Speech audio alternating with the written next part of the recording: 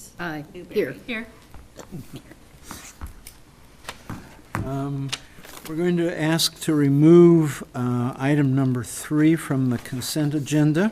So I would entertain a motion to that effect. Motion to approve is amended. Second. Motion and second. All in favor signify by saying aye.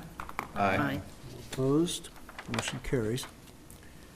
Let's see.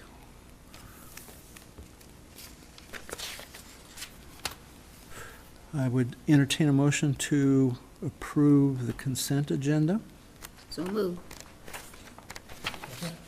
Motion second. All in favor signify by saying aye. Aye. Thank you. Motion carried. We'll go to our council and staff reports. Thank you, Your Honor. Let's see. If you noted, we received that water quality grant, so about half the cost, so 65 and change. So we'll be meeting with IDNR rep on site the next week or so. And then we'll be meeting with DNR to review the contract requirements, et cetera. So we'll be moving forward that as well. Community project funding app is due Friday. Everybody had a week's notice, so we've been working through those in the community, and that's on the resolution and letter of supports on tonight's agenda for our sanitary force main project. Trees Forever grant we've been working on, targeting an April plant date, so we'll keep you posted on that as well. Cooperation committee met and went through kind of a summary of where we are to date. I think April 7th was our return meeting date. Wanted to follow up and discuss probably 4 key areas: communication, capital equipment, tree canopy, and rental inspections, multi-res related, were the 4 main topics. So we're going to follow up on the 7th, and with that discussion. Engineering services, so you're going to see several engineering services agreements coming forward. There'll be one for the Water Quality Initiative project, as well as a contract with DNR coming forward. With that project, the site gets graded. I've been talking to the engineer about getting that parking area carved out. If you recall, for next budget, for this budget and next year's budget, we have funding set aside to start through that park. I've also applied for a AARP grant to help us get started on that as well. So I'll be bringing that forward for discussion, as well as Mount Pleasant Street. Still talking about agency, the 3 intersections, engineers coming Friday to talk about those 3 items. The trail, water quality initiative I mentioned, in parking, the force main with Lindsay, and those 4 smaller projects that we budgeted for as well, for $5,000, I believe it was. And then I'll likely be putting a trailhead committee together to kind of get the start back together on moving those projects forward. Melanie was on that committee from the council. If there's anybody interested in participating in that, if they want to let me know, certainly appreciate that. DC is May 19th and 20th, and we met yesterday for the first planning committee for Southeast Iowa counties heading to DC. So if you're interested, please let me know sooner rather than later, so that we can get you on the list. So, thank you. Thank you. Chase? The guys have been out exercising valves this week, and also TV and sewers all week. Last week, everyone went to Corville for a work zone and flagger safety training. I got in the sewer lining quote just this morning, so next meeting I'll have it on there for to get approved. It was slightly less than the other company, so ended up working out pretty good. And they're hoping they can still get done before July of this year, if we get it moving. Truck 17 that we have to replace next year had to get towed 2 days ago, so we're looking into what that's going to be, but I'll let you know when I know something. And then Houston, we plan on shutting the west side by Houston and Vernon down next week, weather permitting, to fix the water line and fix the road, so it'll be shut probably most of the week starting Monday. So we made a Facebook post, but that's all I got. Thank you. Jesse, fire, please. We got a couple trainings coming up this month. Well, one this month. We'll be working at the school with Burlington Sheriff's Department, a bunch of other school or other police departments, law enforcement. And then in April, I've been speaking with Allie with MAD, and we're going to do a post-prom presentation the Friday before prom, having a accident scene, going from accident scene to just the whole process of doing that, all the way through a funeral to court, all the way through there. So it's going to be a couple hour long thing, but we're working with the school district. Is very supportive of it, and getting help with MAD, State Patrol, and several other organizations will be involved that day. It'll be a rain shine event, so it'll be a good thing. We haven't had one out here in West Burlington for well over probably 12, 14 years, if not longer, since we've had this last demonstration. So it's good. I hope it makes a lasting remark on the kids. So that's all I have. Good, thank you. Jesse, I just have one thing. Since we had some warm weather, we had some kids out on their mopeds and bikes and stuff like that, and they're down the middle of the road, no helmets, and just zigzagging. I don't know if they need another course at school. And Okay, I'll talk to them about that. And then one other thing I forgot to mention was for the fire department, we started a driver operator course. We have West Burlington, Mediapolis, and I think there's a couple other departments that's sending people down here. So it's a 10-week course held on Thursdays.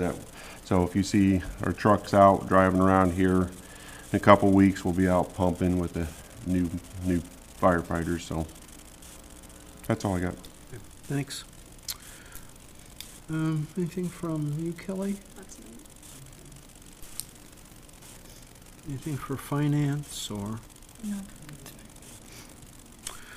Well, in that case, we'll go to council members. And Andy, you want to start off this time?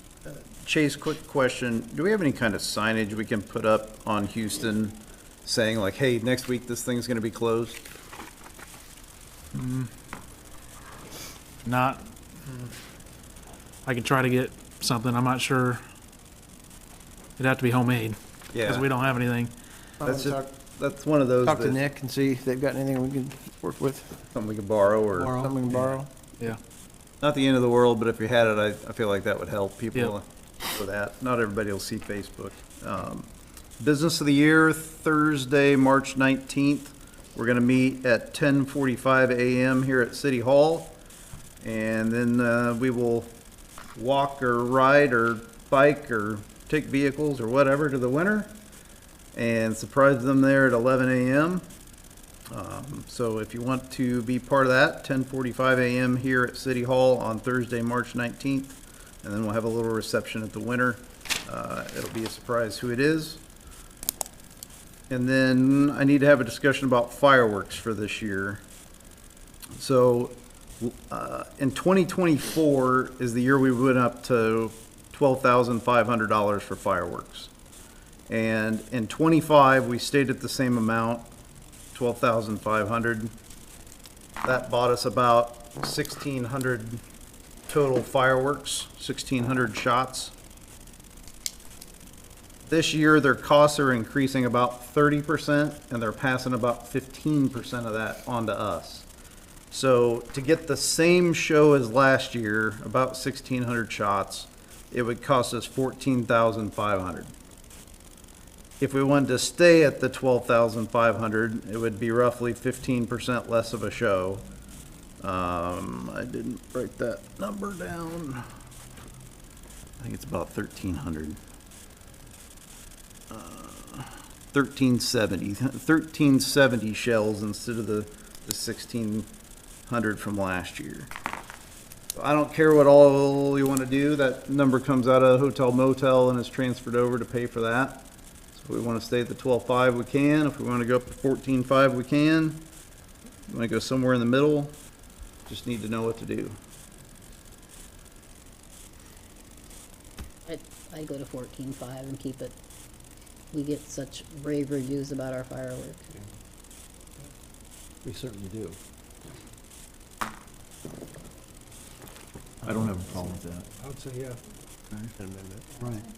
Seems like there's a consensus that we'll go with the 14.5, so. Okay, keep the same show and go up to 14.5. You'll see that as an amendment since it's this fiscal year, so that's all. Okay. On the amended budget that Angie's working on. Okay. Hotel motel, I assume. So. That is all I had. Thank you Okay. very much. No, Your Honor, I have nothing. Nothing tonight. Okay. Officer Triprez was awarded with Officer of the Year, so He was. congratulations to him. Thank you. I'll let him know. Please? I don't have anything. All right. Nor I, so we'll move on. Our first item under community reports is from Chris Graham.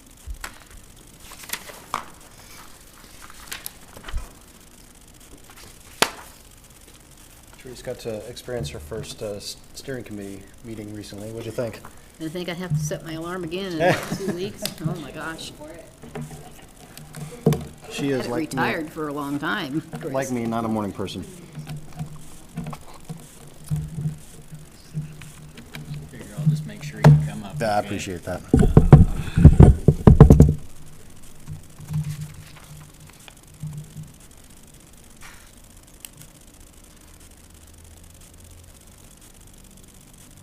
Should come here in a second. Okay. Hey, not bad. Technology. All right, my name is Chris Graham. I'm the Executive Director of the Greater Burlington CVB. I appreciate the time. I'd like to give a very kind of abbreviated version of my tourism update because there's some very West Burlington specific items I'd like to get to. 2025 year in review is a little bit of a misnomer because the most recent data we have from the state for tourism is actually a year in arrears, so it's 2024. But what does tourism mean to Des Moines County? In 2024, over $175 million in tourism spending. You can see the jobs that it supports and the money that go to the municipalities. This was a slight decline in tourism spending in 2024, which was the trend. At the meeting where they unveiled this data, they kind of expressed how that was kind of felt around the state. In fact, in Southeast Iowa, there was only one county that saw an increase, and that was Lee County. To give you an indication of the trend, I pulled up the same charts between Des Moines County and Dubuque County. Obviously, the numbers are slightly different because the counties are different sized, but you can see that the trend is the same. Coincidentally, and this just happened yesterday, I was on a call with our visitor tracking platform folks, Placer. And two folks in different parts of the country, Atlanta and Ohio, both said that tourism numbers are soft and have been soft for the last 12 months or so. However, if it's an indication, hotel occupancy in 2025 in our area, in our comp set, ended up 8.3%, which obviously we don't have 2025's tourism spending numbers, but these typically correlate. So I think this is a good indication of what we could see from 2025 when those numbers are released. Marketing review for 2025, we saw increased engagement in our advertising, over 4.6 million impressions. That was over double what we had year over year. I did carry on with my goal of promoting Fun City throughout the year and explored more niche program or more niche advertising, including a in-studio television appearance promoting the Burlington Jazz Festival. We did explore new marketing directions. You may be aware that we had a YouTube pre-roll ad campaign for West Burlington as a relocation destination. We did expand our event campaigns, meaning in my world, I kind of change the threshold for the events that I might put money behind as an advertisement to spur on tourism. And we did have a seasonal mailer that promoted summer events, and we will continue those seasonal mailers. 2026 preview. If you're not aware, we've got a new tourism website that's in the incubator. So I'm working with a firm that is developing a tourism-specific website. And we're hoping for an early Q2 release. It's moving along pretty well right now. Regarding advertising, we're going to continue focusing on promoting individual events through micro campaigns. This is what I was talking about with the expanded advertising. We've got a larger seasonal campaign in the works, which I'll get to in a second here. And we're going to continue utilizing a varied mix of marketing channels, so all the socials, display ads, TikTok, which it kills part of my soul to say every time I say those words, but it's all right. And targeted digital ads geofenced around like events. I'm going to pause on this for just a sec. A couple of years ago, I partnered with, or the CVB partnered with Spirit Hollow to attend golf conventions in Chicago and St. Louis.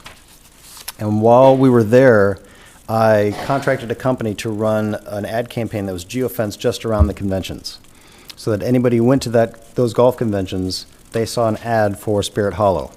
And if they engaged with that ad in any way, that ad then followed them when they went home for a month. It's a little creepy, but it works. And it was relatively inexpensive, and I thought this is what I call the fish in the barrel advertising, right? So why can't we do that for other events? And I'll use the Burlington Jazz Festival as just one example. There are other jazz festivals around the area that we could then geofence and advertise to, because if you're going to a jazz festival in Iowa City, there's a very good chance you like jazz. So why don't we tell you about our event so that our event is then on your radar? So we're exploring that with a number of different areas. For search engine optimization, we're going to continue to produce algorithm feeding content. The weekly blog posts that I put out, short form videos. If it's not on your radar, Amy Moyner and I recently started a new podcast called Destination Greater Burlington. It is as off the rails as you can probably imagine if you know Amy Moyner. But it's fun. Destination Greater Burlington. It's on Apple and Spotify and all those places. The seasonal marketing that I was referring to, for 2026, I intend to have a campaign that's called Greater Burlington Naturally. The goal of it is to have a year-long campaign highlighting attractions seen through the lens of an outdoor enthusiast. So I'm talking about short-form videos, pre-roll ads, social media hits, display ad campaigns with consistent messaging and visuals. But what I mean by the lens of outdoor enthusiasts, my goal is to highlight non-outdoor events, attractions, by correlating them with themed content. And the example I like using is, I imagine a video where you see from the point of view of somebody walking along the Mississippi riverfront, which is right by downtown Burlington. Well, that's an outdoor enthusiast thing, going on trails, experiencing the outdoors, but it just so happens downtown is really close and there's a lot of great shops and ... You can see how that would correlate. Okay, the West Burlington ad campaign. From December to February, I did a pre-roll campaign that was targeted to communities over in Illinois, advertising West Burlington as a relocation destination, because at the time I remember joking that there are people who are primed to relocate and they all live in Illinois, so let's target them. The campaign generated over 360,000 impressions, nearly 9,000 clicks, and over 6,000 conversions, which I had to look that up because that doesn't seem like that correlates, but I'll get to that in a second. A relatively inexpensive cost per conversion and a decent click-through rate. I've heard, because I have to have people inform me on these things, that anywhere between 1.8 to 2 is a pretty decent CTR. And people have told me that, including people who may or may not be related to West Burlington City Council people. Okay, so not to get super nerdy, but the difference between clicks and conversions, because to me those should be the same number. If you click on the ad, that's a conversion, except it's not really. So if you click on the ad, that's a click, and it's automatically registered as a click. But then that session has to complete on the target end. So they have to be then sent over, or a new window pops up with the West Burlington webpage, and it has to go through its entire loading sequence, and maybe they even have to sit on there for a second or two for it to be considered a session, and therefore a conversion. That's why there's a difference in those numbers.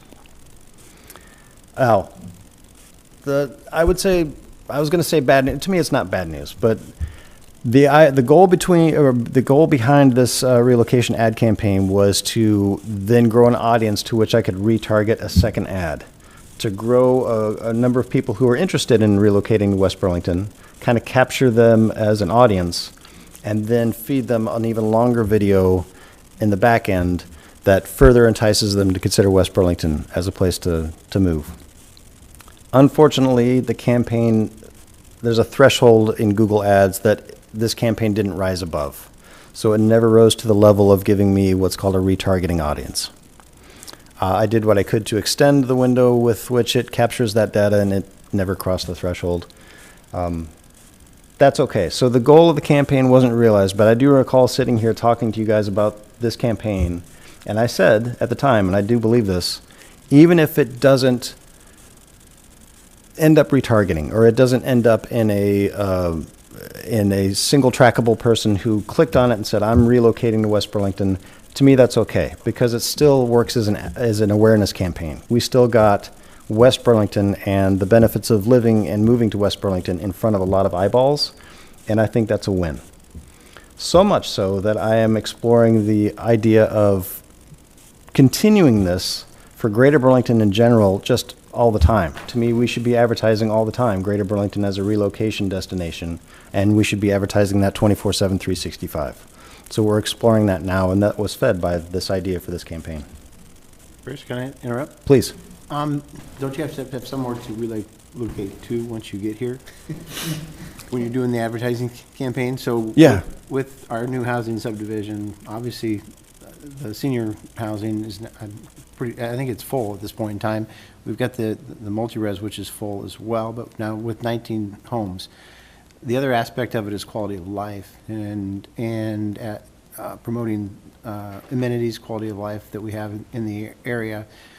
I think the piece that we're missing is the commercial side, because we're seeing an uptick in commercial activity. Okay. And including new activity coming forward. So it's not just relocate, it's personally, but your business perhaps as well.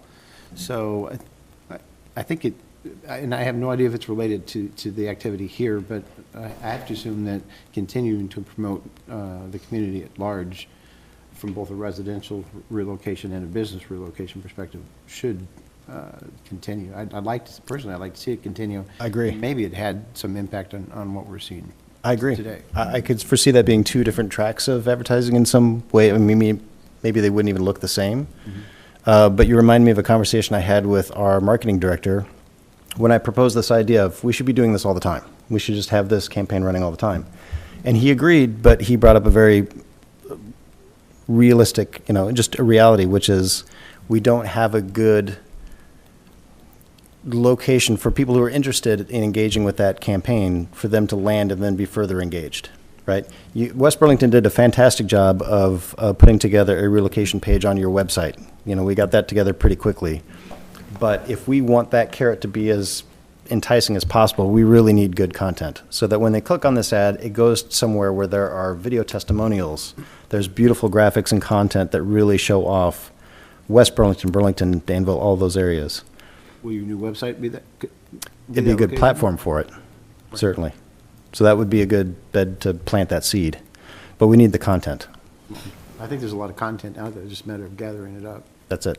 So those conversations have already started. But I love the idea of possibly two different tracks of peeling that banana. I don't know what analogy to use. Chris, was this about $1,000 for this campaign? Is that right? Just quick math, your conversion. I don't have that number. I apologize. I took your math up there. And No, I'm with you. But roughly, though, you think? I think it might have been slightly more than that, but I could be wrong. Yeah. It's a lot of eyeballs. I thought, honestly, I hadn't explored much in the YouTube side of advertising. It's not it's like anything else. You'll put it in front of as many eyeballs as you're willing to pay for. Before I move on, any more questions about the relocation campaign? Okay, obviously, there will be further updates as we explore the second phase of that. All right, I am super excited about this. If this is redundant, if you're already aware of all of this, I apologize. But a handful of months ago, I went up to Des Moines to sit through a session to learn about what they call their Catalyst grant. And I was exploring that for another project that's unrelated to anything. But this learning session was hosted by two folks I call the two Jims. I haven't even memorized their last names. They're the two Jims to me, right? They work for IEDA. They do a lot of Main Street or downtown things, but they're just economic development folks. And it was a 2-hour session and easily the best training session I've ever been in.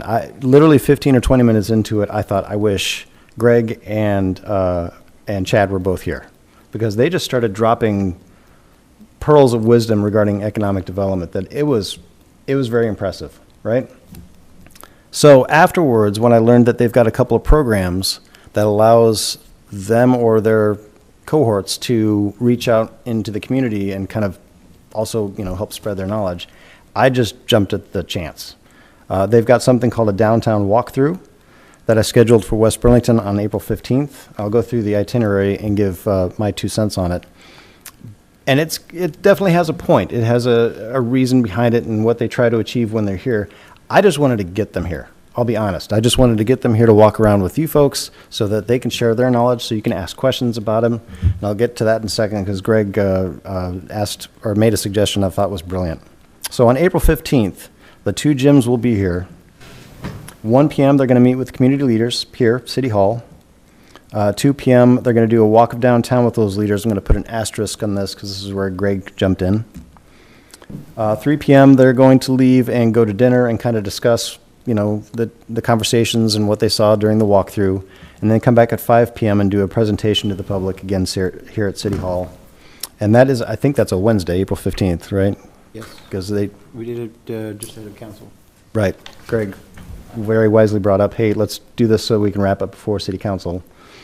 We were on a call with one of the gyms, and Greg suggested, hey, it's really close by. While you're here, could we hop over to Westland Mall really quick and just look at that? And they were amenable to that.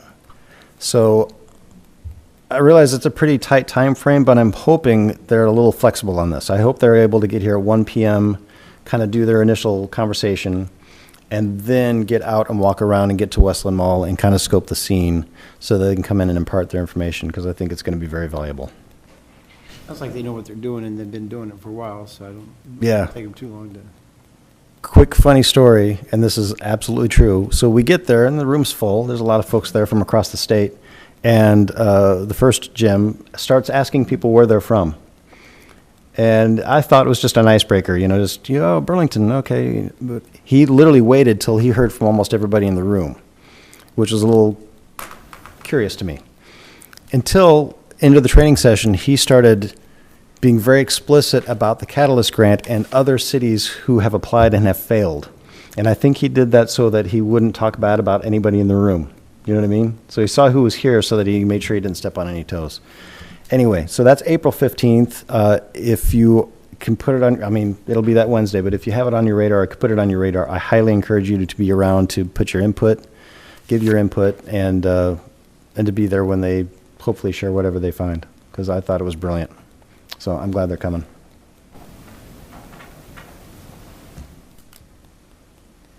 That's what I've got. Any questions for me? Just, not a question, Chris. I wanted to thank you for last year, several times we was asking a lot of questions. I know for a couple of weeks we was bombarding you, and you was feeding us back quick information. I appreciate you doing that. Oh, for the pool. Yeah. Yeah, no, not a problem at all.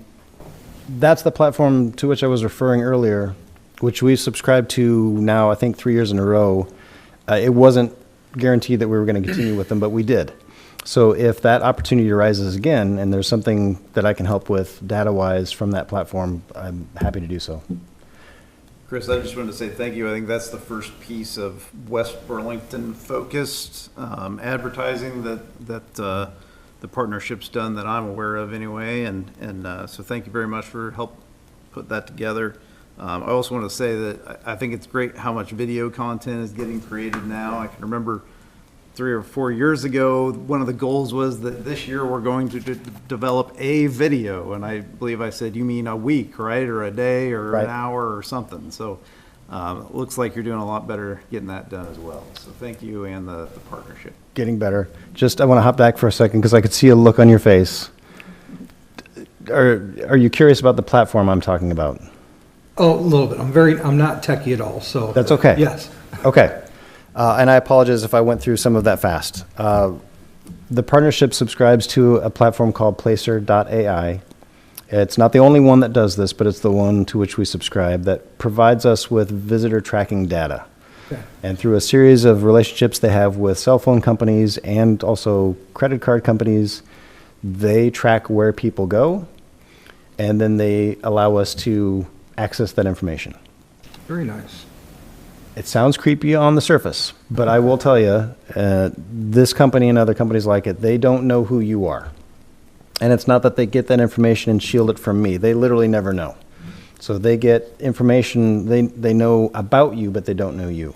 Right. But it's extensive. It would blow your mind, the level of data and the level of drill down that's available. Okay, good. Thank you. No worries. And Chris, that's information that, with the people who would be at our pool or use our pool, right? Yeah. Can we do the same thing for our 4th of July celebration? Absolutely can. Kind of did last year, right? A little bit. You gave me some figures on I did, yeah. number of people in town and kind of where they were before and after, and then the week before, kind of the same data. So you have a little bit. Some, okay. Yeah. It gets, again, not with, without drilling down too far, but you literally look at a map from like an aerial view and you can geofence an area. You can draw a line around an area and you give it a time frame and it tells you who was there. Wow. Or more accurately, how many were there. Chris, on this reference to the swimming pool, and then we have the Rexplex, that's more the Burlington, the games. I haven't talked to Kathy about this, but is this something you can sort of join, like, all these people come in our city using that Plex during the hot time of the season? Those folks may not know we have a swimming pool that they could use. And is this something you can, like, incorporate, a show that, that to get where we can use the pool, where they can come over there? I think the opportunity is there. So I did something along that vein. I produced collapsible banners that are located in all of the sports complexes now that are targeted to people who are hungry. Where do you go to eat? People who are looking for fun things to do for your family. Scan this QR code. People who need a place to stay. So I am already marketing in there in general. But if there's something specific you wanted to advertise, I think it's worth exploring. I think Kathy's going to be the point person on that, so. You know where to find me. Yeah. That's a great idea.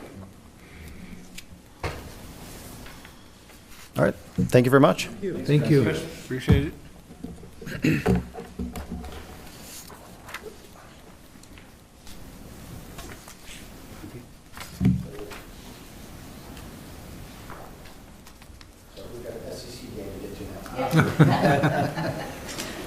So do we have a GIS presentation on sanitary sewer video?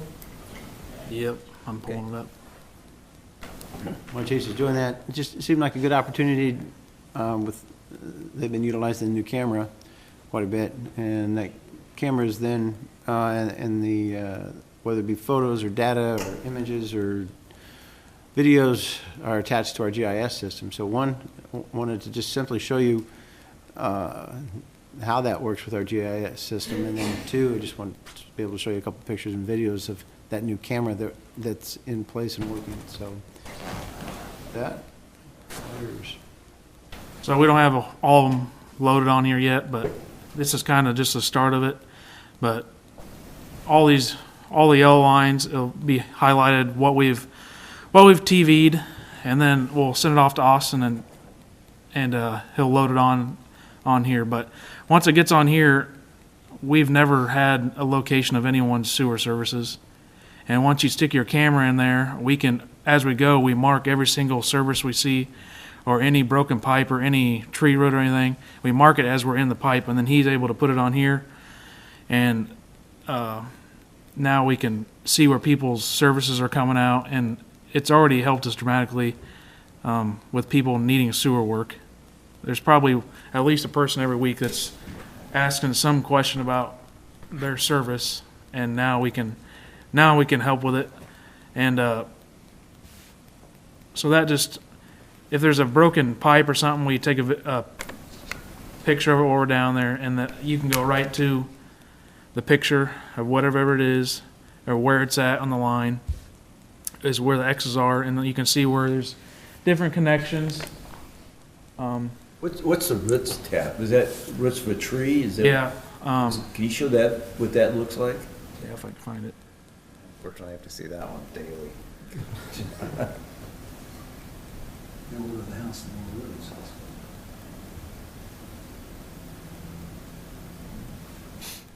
No, that's not a very good picture, but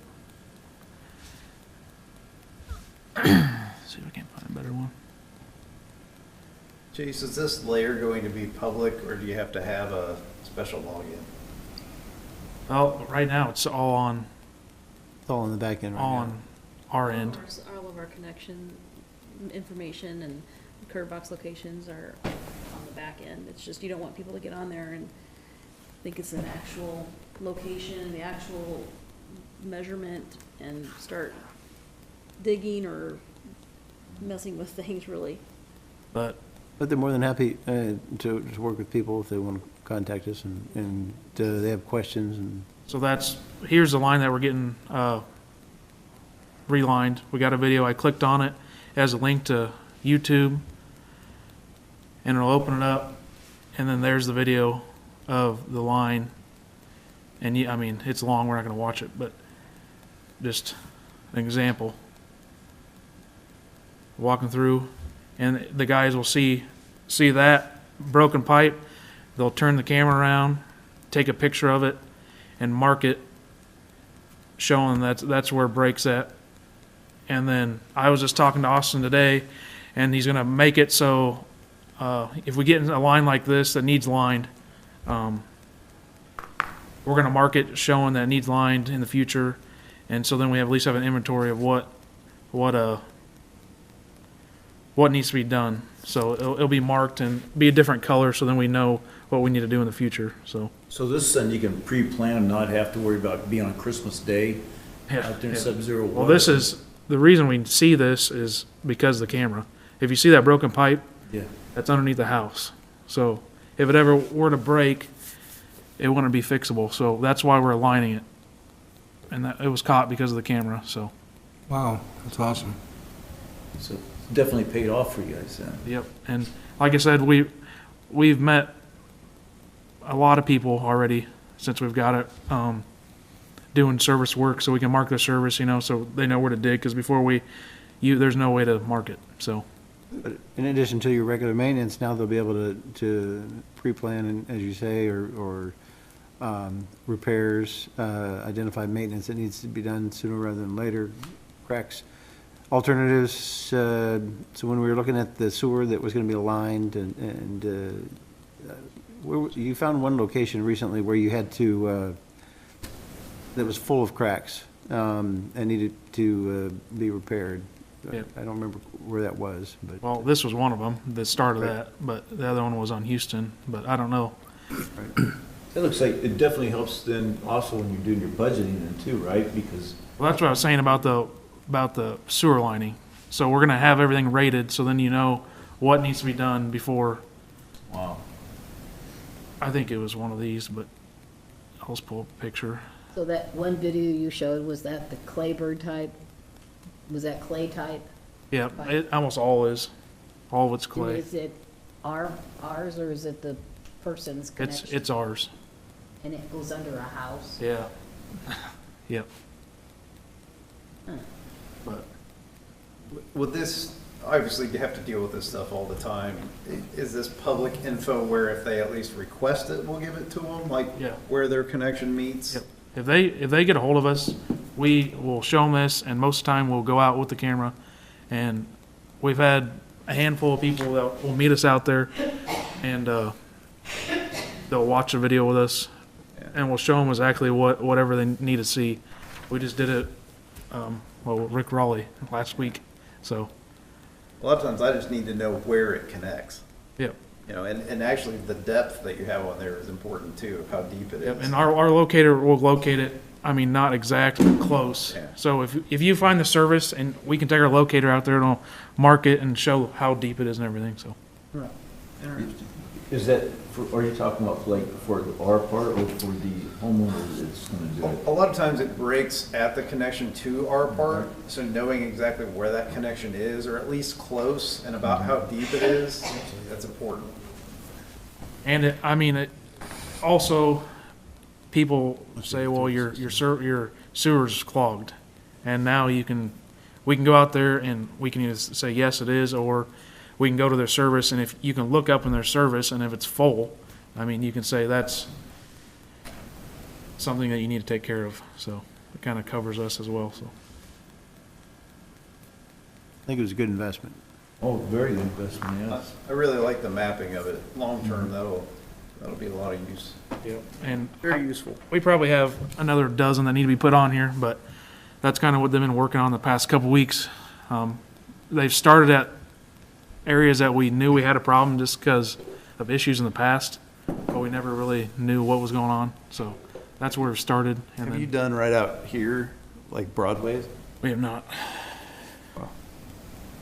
We can. Mike and Randy would have loved to have that, wouldn't they? This only gets actually right where it's connected to our pipe, so Yeah. it doesn't replace. It won't go all the way up the service line, but you can look up the service line and see if there's any issues there, so. I think Just wanted to kind of give you an intro and show you what it's been done and how useful it's been, so appreciate it, Chase. And I, kind of the same thing, but we've also been working with Austin for GIS to add layers for like the crack sealing, and when we put a layer on for like seal coating alleys, what years we did it, so we can go back and, or anytime we redo a road, it'll all be added on there and the dates and everything, so we can go back and look and see when it was done, so. That sounds really good too. No longer just paper and no longer just in someone's memory. Although we still do tap those memories and just Chase, I also had to go out to the city shops earlier this week and want to compliment you guys, because that thing, I caught Lyle working on one of the cars, and I think it was, but the facility was extremely clean, just, you know, all the times like that, but Thank you. appreciate the guys doing that. Thank you. Well, that's all I got. Chase? Yep. We'll go to a presentation from Burlington Public Library through our representative, Mrs. Teeter.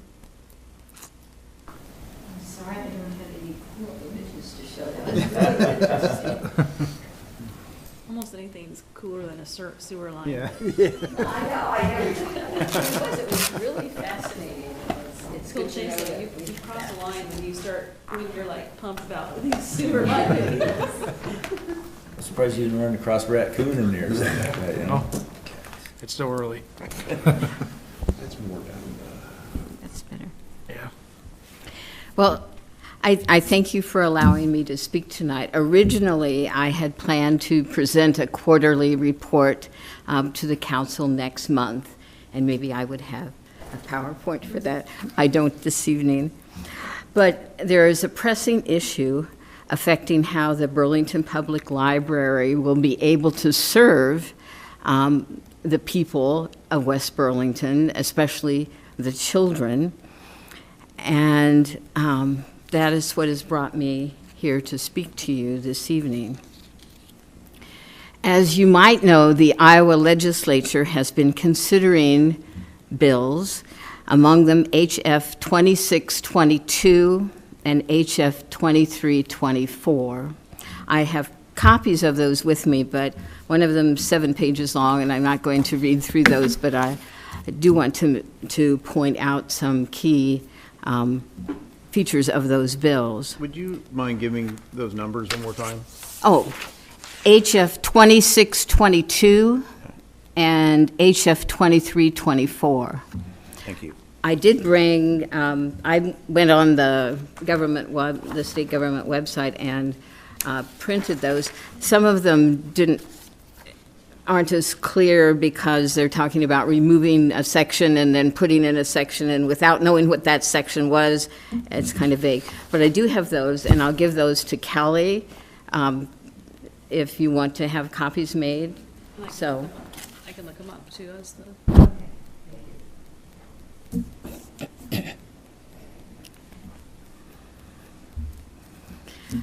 These two pieces of legislation will significantly impact public libraries, including our own Burlington Public Library, of course.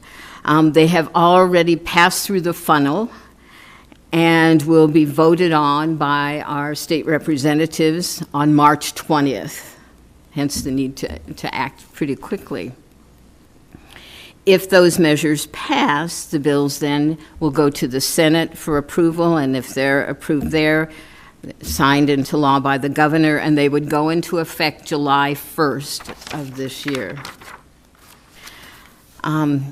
Many council members, or I know some of you anyway, have been anxiously awaiting the scheduling of our new bookmobile. That was delayed because the company that had contracted to retrofit the van, that is the bookmobile, burned to the ground. And so it's going to take time to have a different company do that retrofitting. But if HF 2324 passes and becomes law, we won't have to worry about that because no bookmobile will stop at our schools or any school in the state. HF 2324 prohibits school library agreements with public libraries and bookmobiles. And I'm quoting here, "The board of directors of a school district shall not do any of the following. A, enter into any agreement with a public library that allows students enrolled in the school district to utilize identification cards issued by the school district to access any books, electronic resources, or other educational materials at the public library. And B, allow a mobile library to access school district property for purposes of hosting or participating in an event that allows students enrolled in the school district to check out books from a mobile library."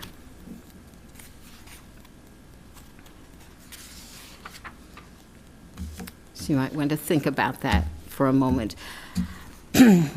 Currently, although we don't have a bookmobile, we have had representatives from the public library come into the schools, especially the West Burlington Elementary School, and do read-alouds to the students there. And they would no longer be able to do that. Bill HF 2622 amends the Iowa Code to, quote, enforce policies that prohibit minors from accessing materials deemed inappropriate for minors and allow parents access to monitor their children's borrowing activity. HF 2622 vaguely defines age appropriate as, quote, topics and messages suitable to particular ages based on developing cognitive, emotional, and behavioral capacity typical for the age. It also states age appropriate does, quote, does not include any material with descriptions or visual depictions of a sex act. Obviously, the writers of the bill are concerned that children entering a public library might be exposed to inappropriate, obscene, or pornographic material. As you probably know, libraries in the state of Iowa, including the Burlington Public Library, already have standards that prohibit the inclusion of obscene or pornographic materials in their collections. In addition, libraries arrange collections in ways that facilitate readers accessing materials suitable for particular audiences. For example, if you were to go into the library, I was there yesterday, there's, the reading center for preschool age children or young children, and there were a lot of parents there with little children, and they had just finished an activity there. So that's their area, and there's another area for teens and so forth.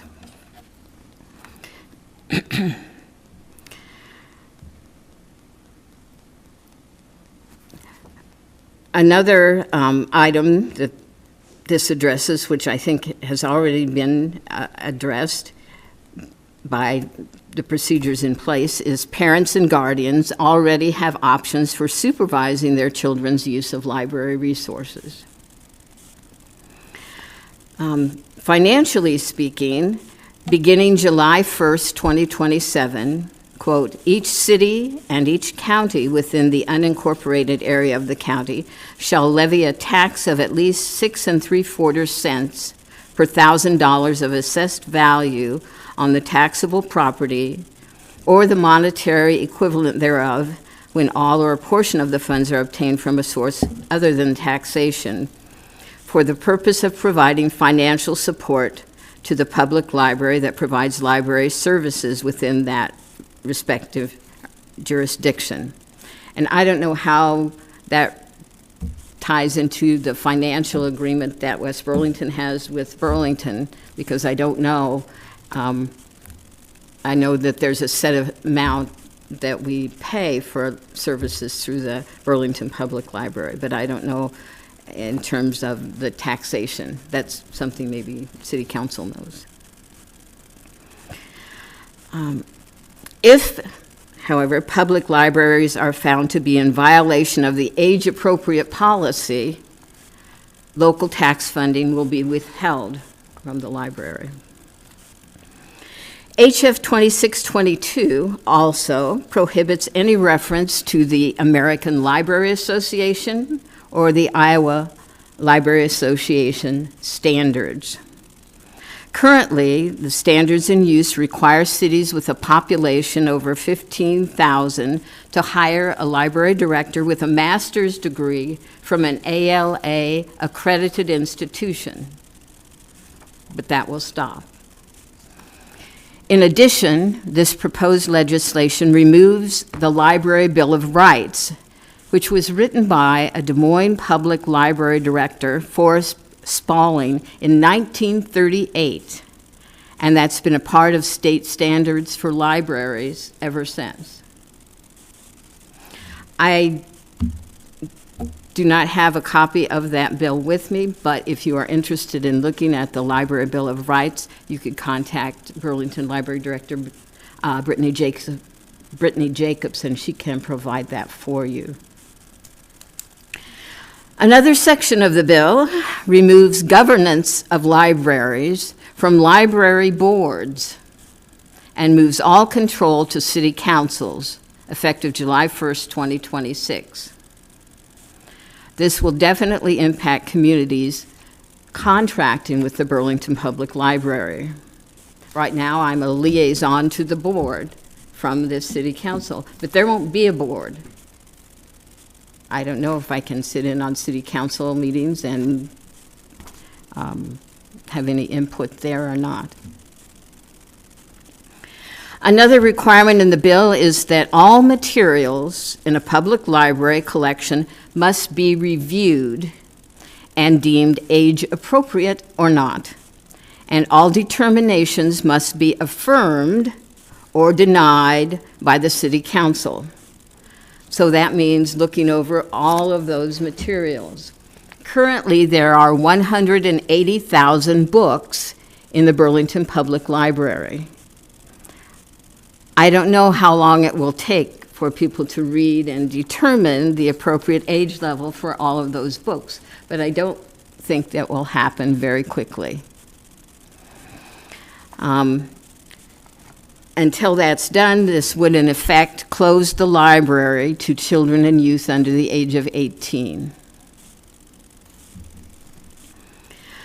Also, All private gifts and bequests made to or for the benefit of the library will be accepted, held, and expended under the authority of the city council. So we would have no input on that. That would be the Burlington City Council. So it puts a lot, besides taking a lot away, it puts a lot of responsibility on city councils and administrators. And I don't know if they want or need this added responsibility. I don't know if this city council would have input on what's happening with the Burlington Public Library or not. You certainly have a lot that you're dealing with right now without having to read, some of the 180,000 books. As much as I enjoy reading, I think I would have a difficult time trying to get through all of those. If you are concerned about this legislation, oppose it as individuals or as a city council, I would ask you to contact our representative, Matt Rinker, and our state senator, Jeff Reichman, to request they vote no on these two bills. Thank you. Questions? Do you have any questions?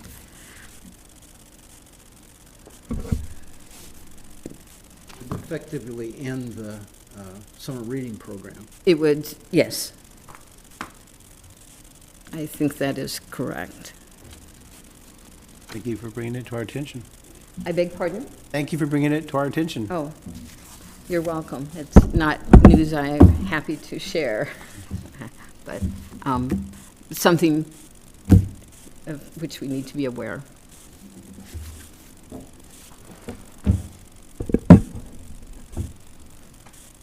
Seeing no citizen inquiries, I'll move directly to new business.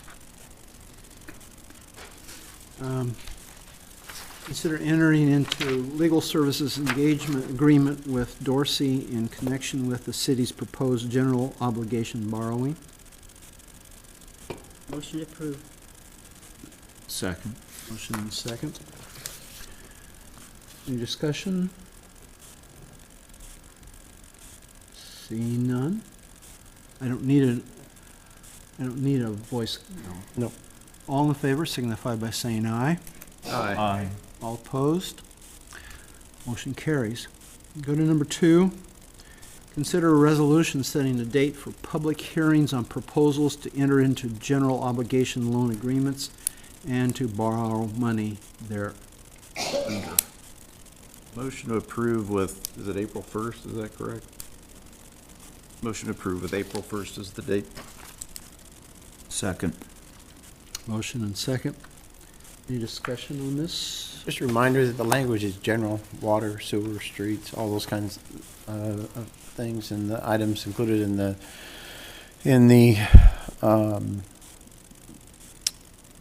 urban renewal plan specifically as well. And I will finalize the scoring sheet and bring that back to you as well. You'll have that here shortly. But the language in the GO bond is generic, so that allows you flexibility. Roll call, please. Gilbert, Aye. Crowner, Aye. Lees, Aye. Newberry. Aye. Diaz. Aye. Motion carries. Number 3, consider a resolution waiving preliminary plat and adopting the final plat for. That one, sir. We are. Oh. Okay. Sorry. Number 4, consider an annual subscription for ClearGov budgeting and financial planning software. We covered this I brought it up back in July, and it wasn't a budgeted item, so I wanted to add it into the budget this year. If I wanted to get the discounted rate, then I have to do the agreement by the 6th, and then we won't have to pay for anything until the 1st of July. It's got budgeting, CIP. the capital improvement, and it links into the website for interaction with the citizens and stuff. Okay. I don't believe I had a motion yet. Motion approved. Okay. Second. Motion and second. Thank you. I remember back when you sent this out, taking a pretty good look at it, and for that cost, I didn't think the value was there, so I think what we have currently is sufficient. I think we have, frankly, really good reporting on our budgets already. So I'm not in favor of another piece of software to do something I think we're already doing very well. I think what you do now is well and above what other cities do and what better than our school district. Having experience there. So this to me was unneeded.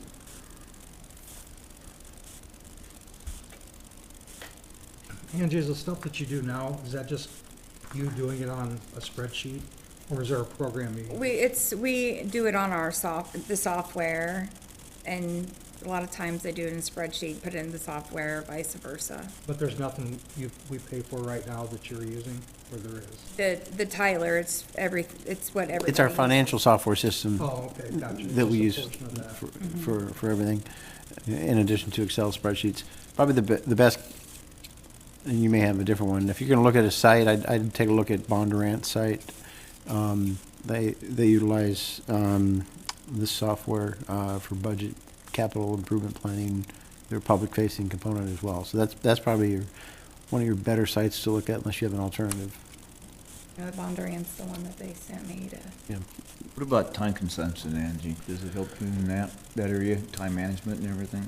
Yeah, because it tracks everything, everything's cloud-based. And I think a lot of the other big part is what we do now, citizens can't get on our website and really look at it much. Because I post the PDF of the budget on there and such, and they see the treasurer's report and the expense report, but other than that, they don't see anything else. So they'll see more things, more transparency then for citizens. When was this due? Did you say the 6th of March? This month.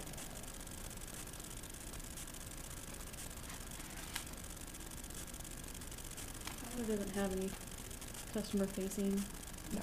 for budgeting for financial. That was locking the rate for next year. Otherwise, it goes up how much? Did they say? I don't remember, I'd have to look. I have it just up here. If you want, I'm just thinking out loud, if you wanted somebody to come down and show you the tools or have them do it online. I think the Yeah, gentleman's out of He's out of Texas. Texas. Mhm. And he might extend it too. I don't know that he will, but because you had asked that, I think they already held it to the 6th.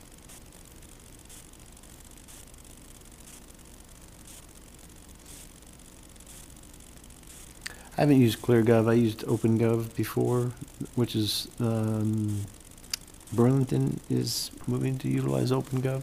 I think ClearGov is just a cleaner interface from my experience. I think that the OpenGov Burlington was paying. Substantially more. Substantial amount more, substantial amount. I guess the question is, do you have enough information? Do you need more information or not want to proceed?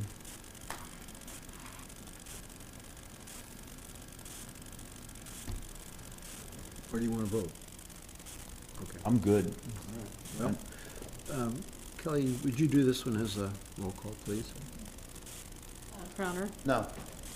Lees, Aye. Newberry, Aye. Diaz, No. Overt. Aye. Motion carries. Thank you.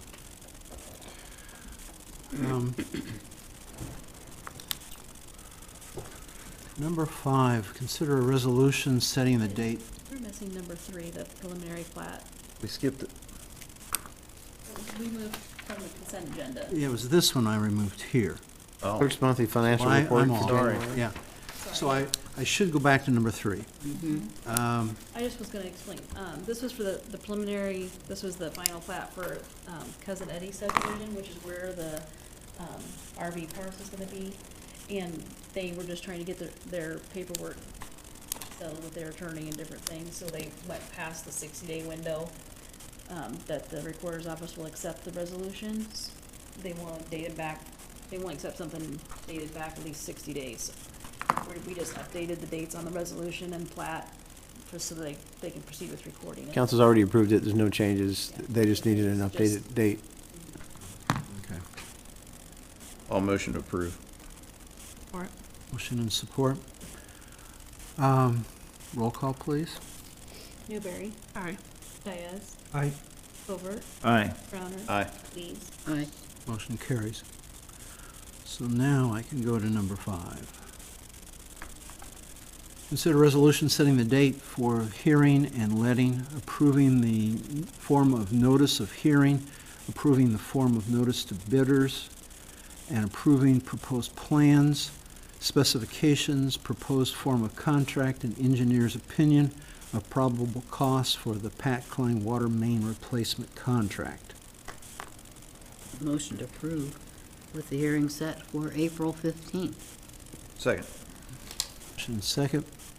Any discussion on this? You notice the engineering cost estimate is higher. There is a bid alternate on here as well for locating or for, Shut-offs, water shut-offs. right, locating and replacing up to the, up to and including the water shutoff, if I could talk, which cannot be located along the alley. So there is a bid alternate for those items in the packet. Did you get a hold of Snyder's to make that correction on the location? I already emailed them this afternoon. It says West Long Meadow instead of East Long Meadow on the document. So I emailed them this afternoon after your There's two call. Thank you places very it much. was listed. There were 2 places that it was listed. I Should be just asked them to review all of the documentation, so.